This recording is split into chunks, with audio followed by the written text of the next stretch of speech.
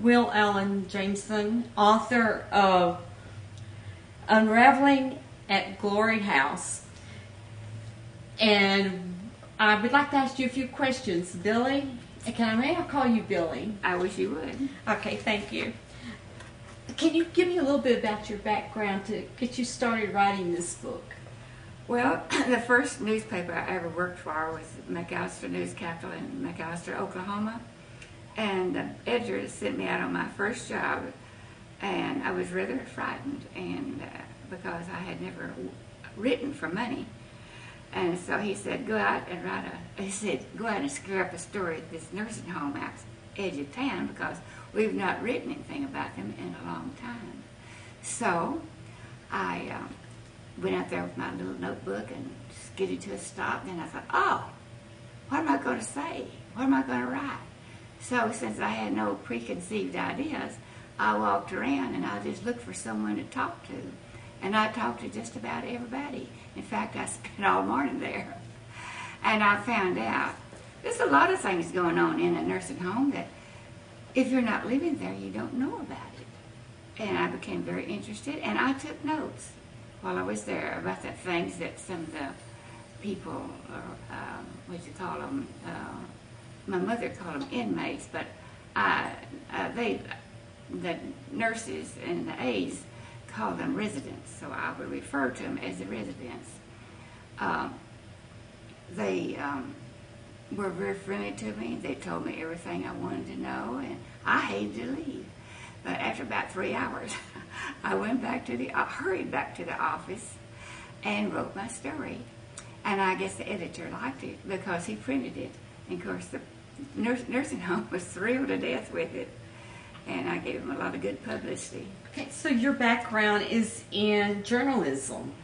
Well, sort of, yes. Now, yes. Can you tell me more about your background? Well, I have about 11 relatives, including my mother and father's family, that are published writers. And my mother and dad, they were interested in each other as young people because both were interested in writing. And my mother wrote some little piece for I believe it was the Farm and Ranch. And mother was living in Oklahoma, and Dad was living in Texas. And Dad wrote her a fan letter, and that's how they met, was through the mails from Farm and Ranch. So, what made you choose this particular subject? I know you have another book out, The Dust Bowl, and this is totally different. Yeah, entirely different. Ray says Unraveling at Glory House is my best book. It was the most unusual book to write. It was like a little gnome was sitting on my shoulder and dictating it to me. I never had to stop and think for words. They just came to me. I think because I spent so much, when my mother was in a nursing home here in Plainview, I would visit her just about every day.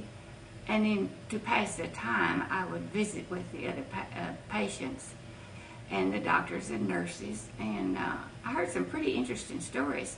And when I would leave, I would write down my notes. And I did that for 2 years. Then when Mother died, I could never write anymore. So about the nursing home, about the patients, because nothing came to mind. So I decided I would transcribe all my notes. And then it turned into a book. It was the easiest book to write I've ever written. And it was a strange feeling I had when I was writing the book. It was like it was not me writing. I've often heard writers saying they have a muse, so do you feel like it was a muse? Yes, writing? It was a muse. And it was that little muse was dictating it to me. And I tried to be as true to what was going on down there. I did dramatize a lot of the scenes so it would you could get the full picture. First, I wrote the book as nonfiction. I thought it would be a book that would be of great help to doctors and nurses and people who work with the elderly. But I realized it would not have the marketability, so I rewrote it in fiction. And I wrote it in chapters, but it didn't seem quite right. So I realized I would have to create a new format for it. So I took each scene and gave it a title. And in the front, I listed each one of those titles in alphabetical order. So if you give a book, it's a great book for book reviews. And it's really easy to find any particular scene that you prefer to go back to. And when I sent it off to the publisher, two young men in the back that were editors, I guess, they were really excited about it, and they created a special index in the back that it would help find different scenes in the book. Maybe you wouldn't know the scene you wanted, but you knew the subject matter that you wanted to look up. Okay.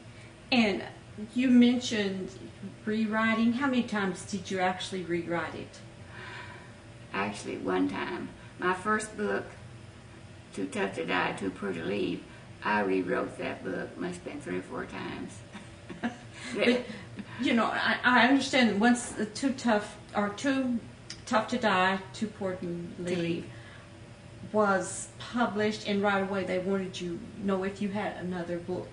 Yes, is that correct? Yes, and I said, well, I didn't have it finished. Okay.